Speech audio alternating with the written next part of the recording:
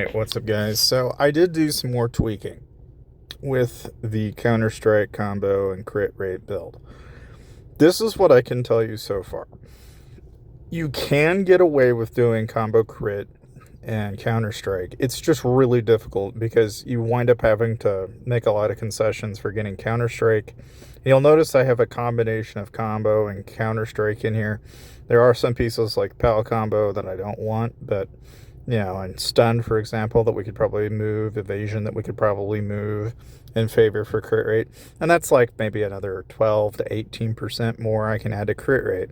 The idea being that we'd have 50 combo, 50 crit with 100% Counter Strike. And, for what I've gotten out of this, okay, this is not bad. All right. If you run into players in Grandmaster 3, even, okay, and I just start random challenge fighting players, this build works fine.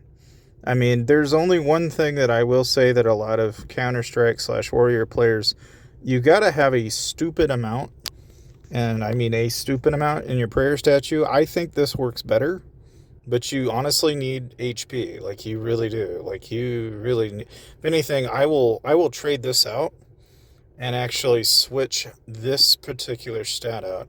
And let's see if we can just run, like, I would prefer HP over having 4 counters. I'm going to be honest. And in fact, even combo here would hurt, or even crit.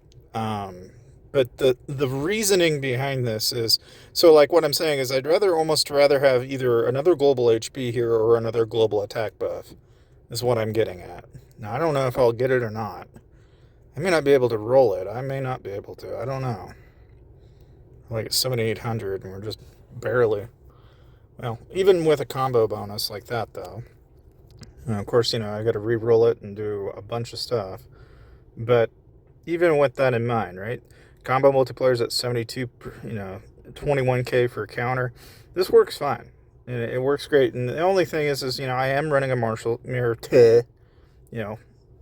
that is to say that, I buff up the amount of attack I have at this point, add to the crit seal and basic combo skills, but that's irrespective of what we're trying to achieve here. In terms of the shop goes, we'll go ahead and pick up our awakening crystal here, and we'll actually dump even more into it. And we'll once again just go ahead and, I would say we'll probably go ahead and do crit damage a little bit. Yeah, so I mean the main thing here is trying to bring that crit rate up. Now I do have toothpick in here. I could, if I wanted to, I guess I could probably take this out and we can throw in somebody like, for example, probably Benny. It'd be nice if we had another 10% bonus in here that we could acquire, but that's probably pushing our luck. But even at like 30%, that's going to be a new noticeable bonus. Now, I have tried adjusting for like attack speed in this build, but it just doesn't really work, at least in practicality.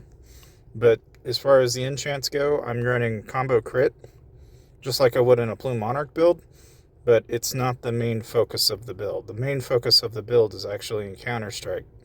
And so the reason I do that is because the nice thing about doing it that way is because we've got Blades Reunion, we're getting counter damage resistance dropped, plus each counter strike we're getting some equal damage to 1% of the current HP on the target, and we gain a shield every 10 seconds, and we get some HP restoration. The only thing I would probably change is I would use, instead of Midnight Firefly, I'd actually use Deity of Purrs here. And I'm kind of split testing it to see what exactly works better here, because what this does is basically we're getting some of our combo and counter back, and it's dropping damage resistance so that we're kind of working on multiple fronts here. But Deity of Purrs might make more sense here because we're basically going to get some of that HP back in the form of attack, and I thought maybe that'd work relatively well, but I've yet to see really where I get enough out of it that I feel like it's worthwhile. I might actually transition out into something like Feline Magic, where I can fire off my active skill more often, just so we can get that little debuff, and then kind of tackle that a little differently than we would normally. I mean, now you could also go about it with, Michelle, for example, where you just go about hitting, AoE on counter combo, and then we can use that and basically juggle up stuns. I mean, there's many different ways I could even potentially use Goose Counter Strike here, where I could just basically go bullets on the amount of damage we do. But the main thing is this is what the build is. And as far as the actual castle adventure is concerned, I mean, yeah, there's been some goodies here and there. But honestly, if anything, that's really all I've been tweaking as far as this build is concerned. And it's not terrible. It's not great, but it's not terrible. Like, if I go into PvP now and I just random challenge, like I said, I have not found this to not work very well at all. Like, in some cases it works great, in other cases it's not so great.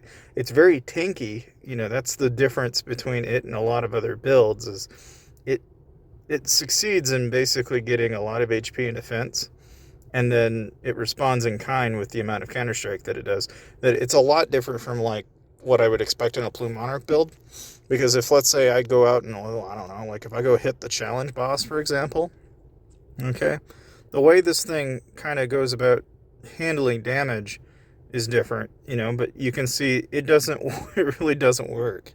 Now, you may be thinking, well, then why are you using Cheetah Zero? I'm not. That's just the skin.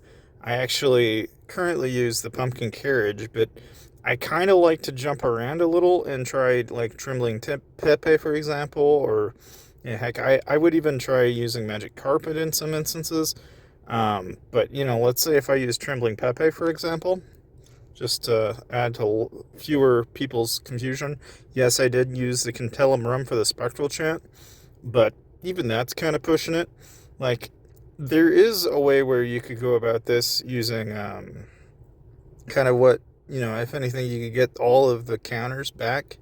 So if I use the double-edged string, I can kind of show you what I'm saying here, but like, the idea being that you got to have some way to get a lot of that damage back, but you got to get enough health to come back for you. And that's part of the reason why I'm using the Spectral Chant, is just to kind of give myself that illusion of, health coming back in the form of damage. It still doesn't work very well, though. It's like, I almost feel like I've got to bring up, either some regen into this build in some way, or adjust it in some other fashion. But in any case, that's ultimately what I've come up with so far. But I don't know if anybody's ever tried doing like a Martial Sage this way, but let me know in the comment section below, and I'll see you guys next time.